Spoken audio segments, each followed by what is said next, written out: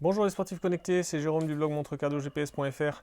J'ai ressorti ma Vantage V Titan parce que Polar vient de faire une mise à jour sur ses Vantage V et Vantage M. Donc on en est à la version firmware 4.0.11 et je considère que c'est une mise à jour majeure parce qu'elle ajoute deux volets de fonctionnalités. Le premier volet, c'est celui qui permet à la Vantage V d'arriver au même niveau que la V800 à son apogée. Et le deuxième volet, c'est tout simplement l'ajout des nouvelles fonctionnalités qu'on a vu apparaître sur l'Ignite. Une partie des nouvelles fonctionnalités. Alors, on y va. On commence par les réglages. Ici, on a donc Seren. Seren, c'est l'exercice de respiration guidée. Donc on peut régler la durée de l'exercice, c'est un exercice de relaxation. Ici le temps d'inspiration, d'expiration. Donc là, Polar, par l'expérience, a estimé que 12 respirations par minute, c'est ce qui permettait de se relaxer le mieux. Et puis ensuite, on lance l'exercice. Et là, on va tout simplement se relaxer et suivre les indications de la montre. Donc on inspire, on tient et on expire. Allez, j'arrête, vous avez compris.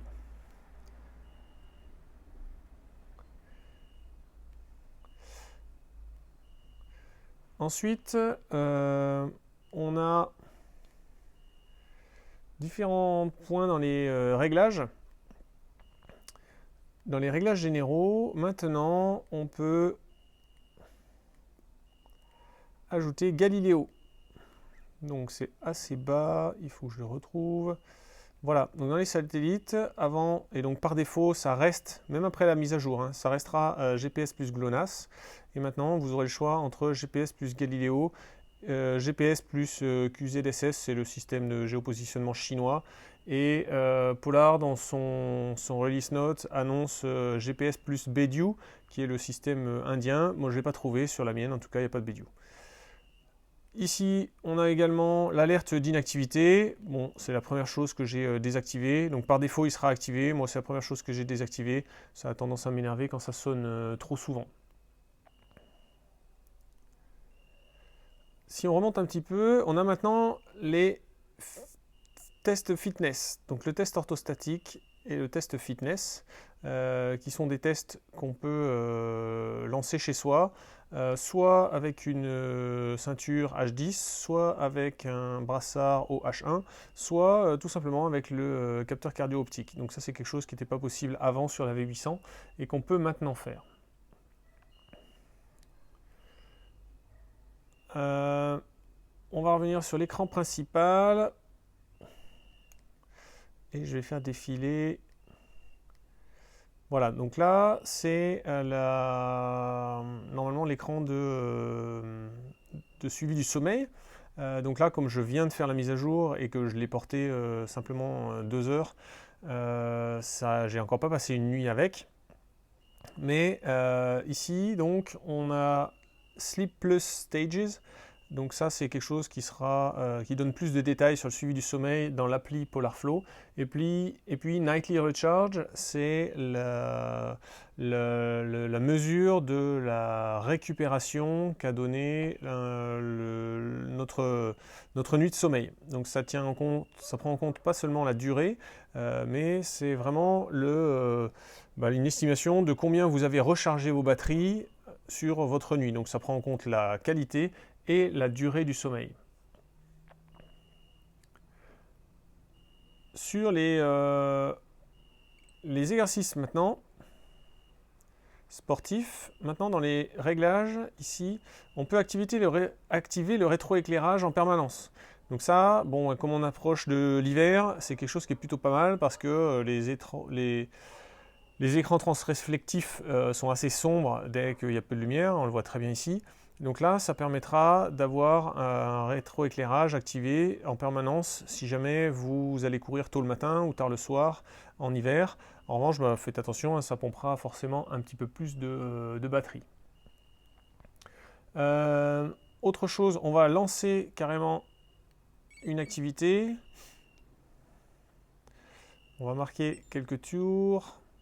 Et juste pour vous montrer que maintenant, on a sur l'écran de résumé en fin d'activité, on a un détail des statistiques par tour, un peu comme ce que montre Suunto,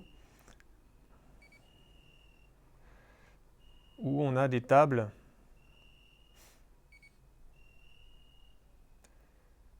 Donc là, je vais enregistrer même si c'est une séance courte, juste pour vous montrer ça tout en bas.